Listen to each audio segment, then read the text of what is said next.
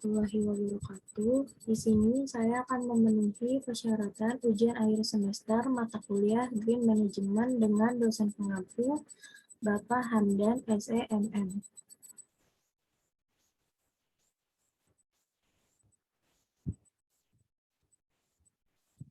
Sebelumnya, perkenalkan, nama saya Adila Graha dengan NIM 431200179. Dan izinkan saya untuk mempresentasikan hasil analisis dari materi CPNK 5, yaitu Green Human Research. Green Human Research Management adalah pendekatan inovatif terhadap kinerja dan fungsi SDM dalam suatu organisasi di mana konteks lingkungan merupakan dasar dari semua inisiatif yang dilakukan. Green Human Research Management atau biasa disebut GRHM dinyatakan sebagai keterlibatan semua kegiatan dalam pengembangan, implementasi, dan pemeliharaan sistem yang berkelanjutan yang bertujuan membawa karyawan organisasi menjadi ramah lingkungan. Menurut Yasamis tahun 2011, terdapat 4 alasan mengapa organisasi harus mengadopsi praktik manajemen lingkungan.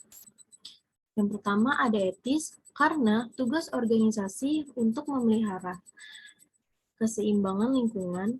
Yang kedua, ekonomi, untuk menghemat sumber daya dan energi, yang berarti menghemat biaya. Ketiga, ada legal, untuk menghindari masalah terdapat dengan hukum serta pemerintah.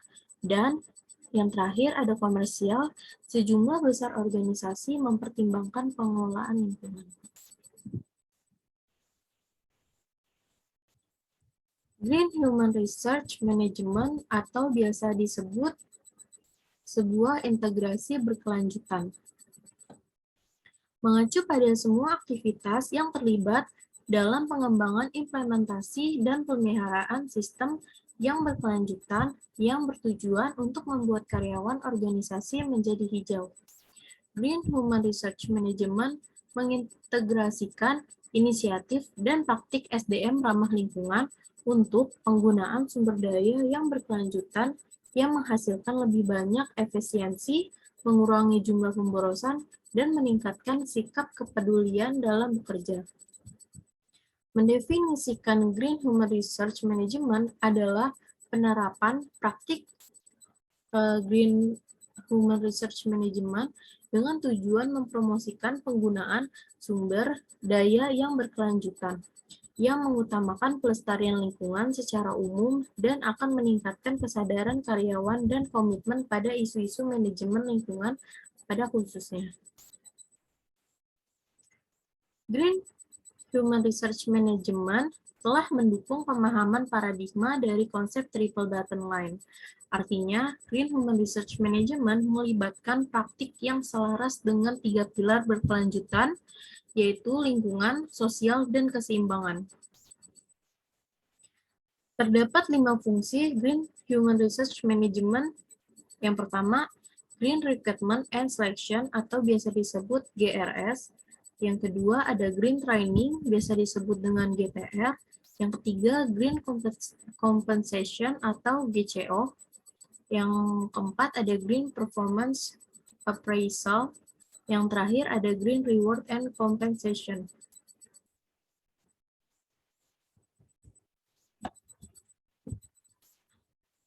Green Recruitment and Selection atau biasa disebut GRS yaitu untuk meningkatkan daya tarik rekrutmen dan seleksi bagi calon karyawan yang semakin sadar dengan lingkungan. Yang kedua ada Green Training atau biasa disebut dengan GTR. Organisasi harus memberikan peluang untuk melibatkan karyawan dalam proyek penyelesaian masalah lingkungan. Yang ketiga ada Green Compensation atau GCO.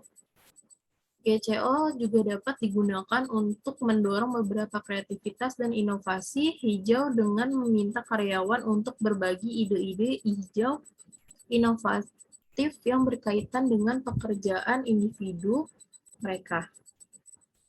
Yang keempat ada Green Performance appraisal yang biasa disebut untuk mengevaluasi kinerja pekerjaan karyawan sesuai dengan kriteria terkait green untuk memasukkan komponen terpisah untuk kemajuan penghijauan dalam wawancara umpan balik kinerja.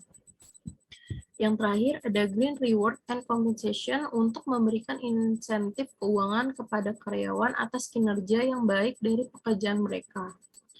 Untuk memberikan penghargaan non-finansial seperti pujian dan pengakuan kepada karyawan atas penghijauan mereka.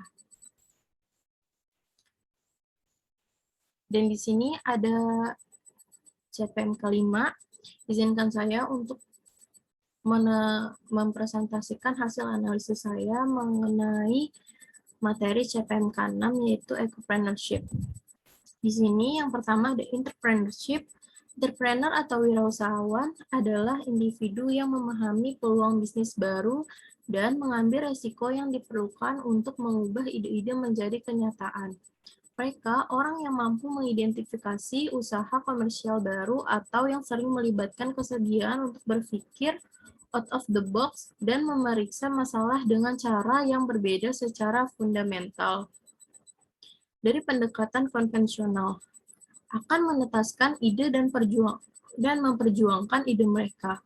Mengumpulkan sumber daya diperlakukan untuk membawa ide ke realistis komersial atau seperti uang, manusia, dan teknologi.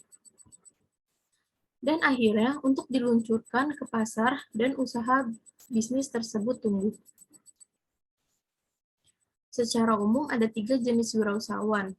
Secara tradisional, konsep kewirausahaan erat kaitnya dengan manajemen usaha kecil di mana wirausahawan dianggap sebagai individu yang memulai bisnis kecilnya sendiri, yang mungkin akhirnya tumbuh menjadi jauh lebih besar dan lebih sukses.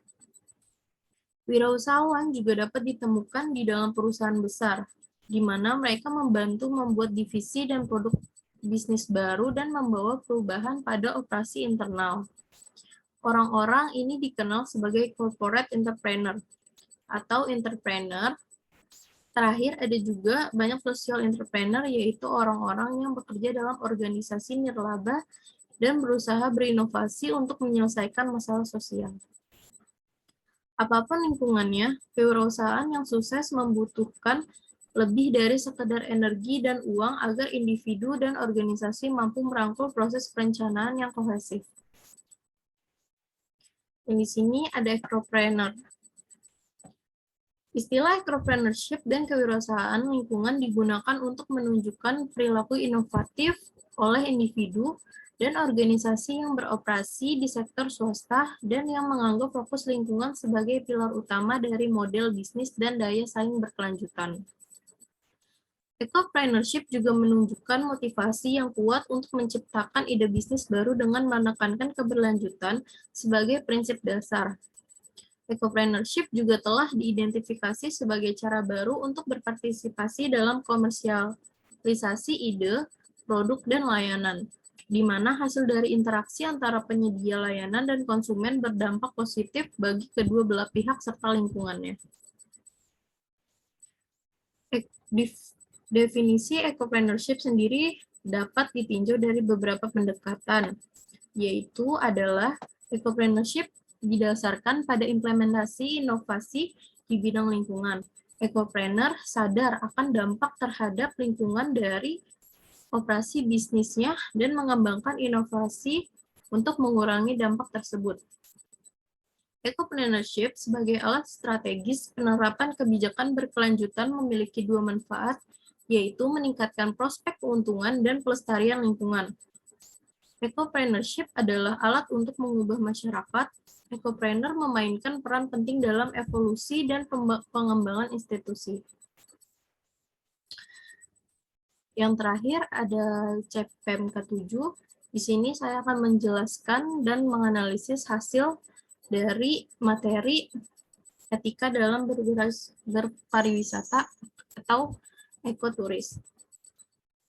Dalam hal ini, pembahasan mengenai etika dalam pariwisata fokus pada dampak pengembangan industri pariwisata kepada komunitas host. Alasannya adalah seringkali pembangunan industri pariwisata dengan paradigma ekonomi semata, tidak berpihak pada komunitas lokal dari suatu destinasi wisata dengan fokus tersebut. Etika dan ekoturis.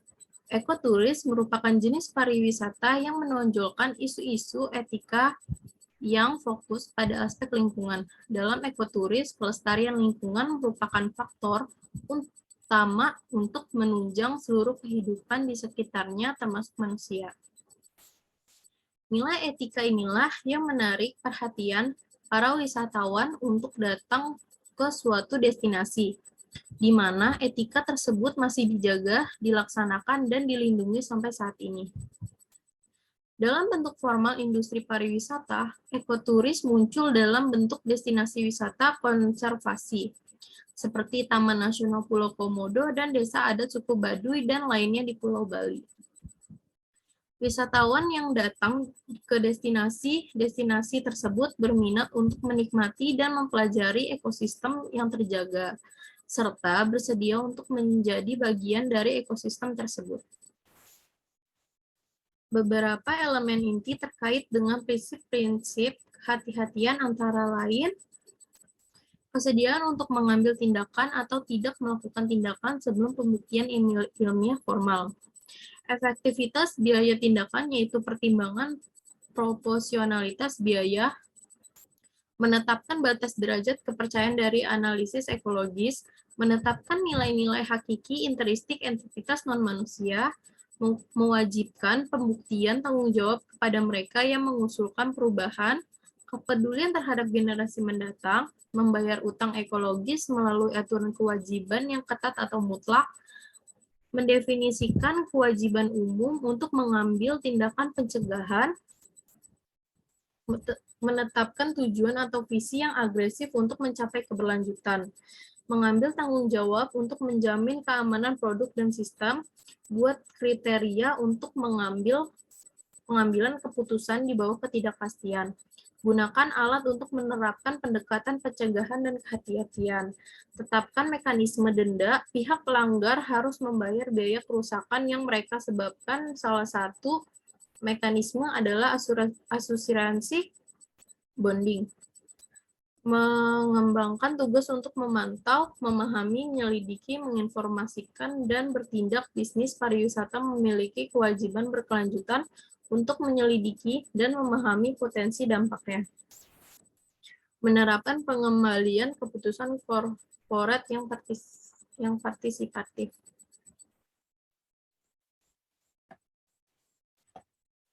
Dari hasil kesimpulannya, yang pertama dari Green Human Research, Green Human Research berpengaruh terhadap sustainable business.